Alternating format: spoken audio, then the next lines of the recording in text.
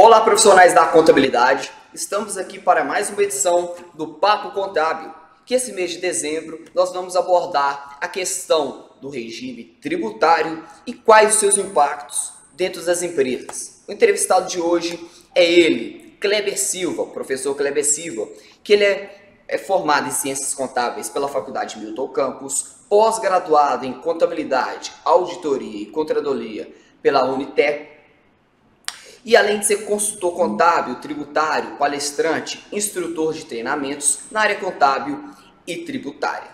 Primeiramente, gostaria de agradecer a participação de você, Kleber. Tudo bem com você? Tudo ótimo, Arthur. Eu que agradeço, pelo convite de falar um pouquinho aí sobre planejamento tributário e que a gente consiga contribuir de alguma forma aí para que em 2021 os contadores consigam melhorar a qualidade da sua prestação de serviços. Com certeza, Kleber? A gente sabe que esse momento atípico da pandemia, apresenta diversas dificuldades aí para os contadores e para as empresas, consequentemente. Então, a gente quer abordar a questão do regime tributário, que é tão relevante nesse momento, e você, como especialista, vai dar uma clareada aí para o pessoal. Primeiramente, eu gostaria de saber o que é planejamento, na verdade, tributário, e qual é o impacto que essa ferramenta dentro das empresas. Então, Arthur, o planejamento tributário, se a gente for falar de planejamento mesmo, a gente vai ficar aqui um semestre falando, uma disciplina de faculdade.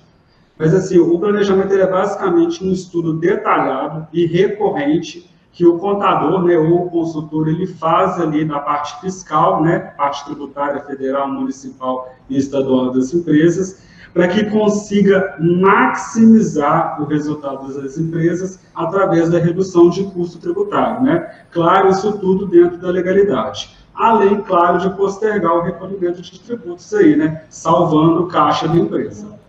E nesse ponto aí, a gente pode falar um pouquinho aí dos riscos, que o planejamento, a gente entra naquela seara lá da elisão fiscal, que é o planejamento de fato, que é quando a gente faz um trabalho para que seja reduzido de fato os custos da melhor forma possível e sempre de forma lícita. E a gente tem que tomar muito cuidado com a evasão fiscal e com a elusão fiscal, que é tratado como fraude ou sonegação de imposto, que é quando algum procedimento ele ultrapassa o limite da legalidade, ele pode ser entendido como um ato ilícito, para que seja feito o recolhimento de um tributo a menor. Perfeito. Então você fala aí sobre planejamento, sobre esses cuidados que devem existir, na verdade, mas quais são os regimes tributários? As empresas têm mais de um, como que funciona?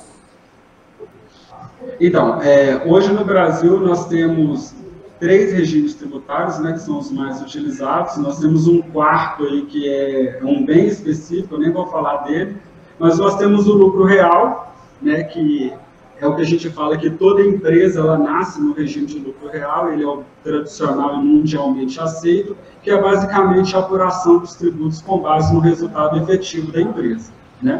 Temos o lucro presumido, que é onde o fisco ele presume um lucro e tributa essa presunção, ele é apurado com base na receita da empresa. E a gente tem o Simples Nacional aí, que mais de 90% das empresas brasileiras são optantes por eles, que é um regime simplificado que visa beneficiar o empresário através de simplificação nas apuração dos tributos, no cumprimento de obrigações acessórias e, claro, ele tem um tratamento diferenciado aí com relação à carga tributária. É interessante, Kleber, que os nomes são bem explicativos, até mesmo quem não conhece o que seria planejamento tributário e regimes tributários, podem imaginar, lucro real vem de real, lucro presumido vem de presumir, então realmente é autoexplicativo. Mas eu queria saber se existe alguma particularidade que impeça ou obrigue a alguma opção por regime tributário na empresa, Então, quando a gente vai fazer um planejamento tributário, é muito importante a gente verificar na legislação esses pontos. Por exemplo, empresas do Simples Nacional, elas costumam ser muito vantajosas para as micro e pequenas empresas por conta da alíquota inferior. Mas aí a gente tem que observar, não são todas as empresas que podem optar pelo Simples Nacional. Lá na legislação a gente tem algumas regras específicas, por exemplo, faturamento acima de 4.800.000 por ano, atividades específicas que não podem financeiro, e outros regimes também a gente tem que observar. Por exemplo, as empresas que atuam com o mercado financeiro, banco, factory, elas são obrigadas, independente do faturamento, a ser optantes pelo lucro real, né? E também aquelas empresas de grande porte que faturam acima de 78 milhões também são obrigadas a recolher seus tributos na forma do lucro real. E o lucro presumido tem algumas particularidades também. A gente não precisa entrar nesse mérito agora, senão a gente estende demais, mas o lucro presumido, ele vai para as empresas até 78 milhões e ele tem uns tratamentos específicos lá por atividade, né, que vai definir aquela alíquota de presunção. Se vai ser 8% para comércio e indústria, se vai ser 32% para as empresas prestadoras de serviços. Então, a gente sempre é bom, né, fazer essa análise e avaliar o objeto da empresa com o regime que a gente está querendo propor para ela. Perfeito. Então, vai muito da atuação, do faturamento, diversos fatores que influenciam, né? Mas aí eu queria saber, né, a gente está em dezembro, né? Então, se é um mês que se pensa no ano que vem, ano novo, aquela coisa. Existe mês, né, na verdade, quando, né, a empresa precisa pensar nisso, no regime tributário. Na vida do contador, o mês de dezembro ele é bombardeado por essas demandas de planejamento. O mês de dezembro é quando a gente está encerrando o exercício, né, a gente consegue vislumbrar um exercício completo ali para fazer essa análise e projetar o ano seguinte, né, de 2021. Via de regra, a opção tributária ela é realizada no mês de janeiro. E agora, no mês de dezembro, é o mês que a gente é bombardeado aí de solicitações, né?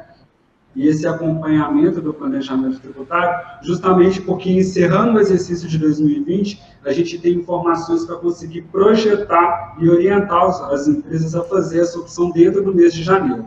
É importante ressaltar que essa opção ela é irretratável.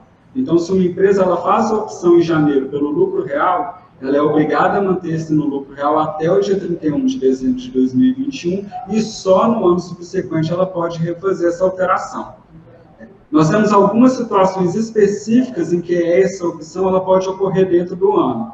Por exemplo, uma empresa ela abre, né, início de abertura, ela abre no mês de maio, então automaticamente no mês de maio ela vai fazer essa opção. E para os casos das empresas que são optantes pelo Simples Nacional e no decorrer do ano elas desenquadram do Simples por excesso de receita ou por uma atividade impeditiva ao Simples Nacional, aí no mês subsequente ela tem que fazer a opção ou pelo lucro real ou pelo lucro presumido. Mas, regra geral, o mês de janeiro é o mês mais importante para a gente fazer essa análise dos custos tributários da empresa. Então, ainda bem que estamos conversando sobre isso agora em dezembro, e que as empresas que precisam se planejar, né, já ficam atentas aí. Agora, você está falando que existem particularidades, cada empresa vai exigir, né, um regime tributário, mas eu queria saber de você, existe um que é considerado melhor? Olha, depende.